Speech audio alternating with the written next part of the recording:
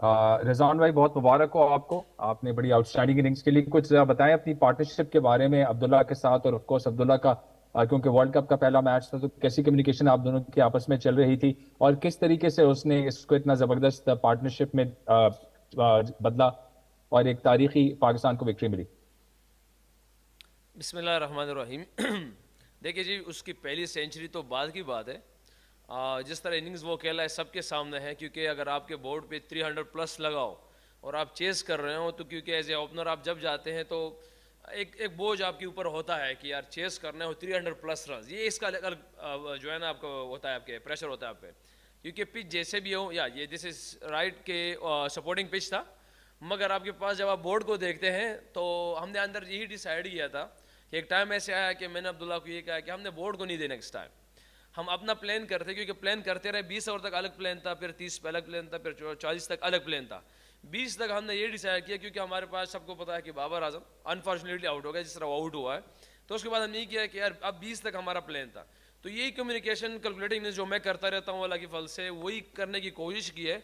और जो शुरू के जो अब्दुल्ला ने इनिंग्स को बिल्ड किया है, जिस तरह शॉट उसके लग गए, जिसकी वजह से हमारे लिए आसानी होगी चेस करने में। No thank you.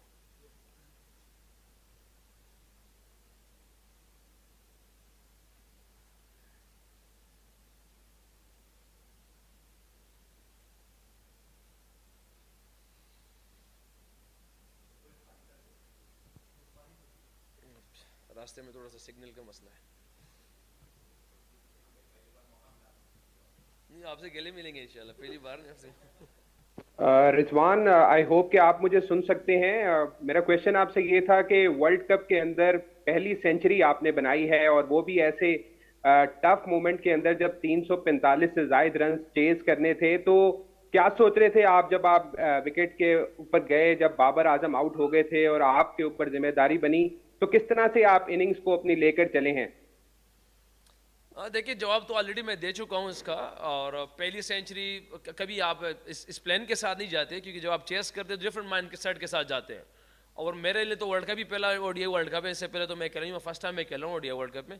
Different experience होता है। इससे पहले T20 खेला हूँ, यहाँ पे थोड़ा डिफरेंस है। और जो मेरा बैटिंग ऑर्डर है नंबर 4, ये थोड़ा सा डिफरेंट ही खेलना पड़ता है यहाँ पे। अगर आप देख लो, मेरे ख्याल से किसी भी दुनिया की किसी भी टीम में 4 नंबर का जो प्लेयर होता है वो डिफरेंट ही होता है, या नंबर 3 या नंबर 4। क्योंकि इस प्लेयर को हर जो है ना, एक फास्ट बॉलर को भी खेलना आना चाहिए, स्पिनर को भी खेलना चाहिए। कोशिश होती है ऐसे प्लेयर के पास हर सारे सारे शॉट्स हो, क्योंकि 10 ओवर के अंदर भी जा सकता है और 30 ओवर के अंदर भी जा सकता है। तो ये एक डिफरेंट रोल है इस पोजीशन पे मेरे लिए, चैलेंजिंग है। मगर बहरहाल अल्हम्दुलिल्लाह, जिस तरह आपने इनिंग्स की बात की है, इनिंग्स को बिल्ड किया उस टाइम सिर्फ इसी सोच में, क्योंकि 2 विकेटें गिरी हो, 300 प्लस आप चेस कर रहे हो, तो एक बहुत बड़ा क्या कहते हैं चेज है ये हमारे लिए अल्हम्दुलिल्लाह। मगर यह है कि अपनी इनिंग्स को उसी तरह कोशिश की है कि अपने कुछ सीनियर से सीखे जिस चीज़ों को, वो यही किया कि जब भी चेज हो तो काम रहने की कोशिश करना। तो कोशिश वही की काम रहने की, तो अल्हम्दुलिल्लाह जिसकी वजह से अल्लाह पाक ने हमें जीत दे दी। Alright, so will take questions from here. पहले इन सर को दे दीजिए, फिर मुजफ्फर भाई।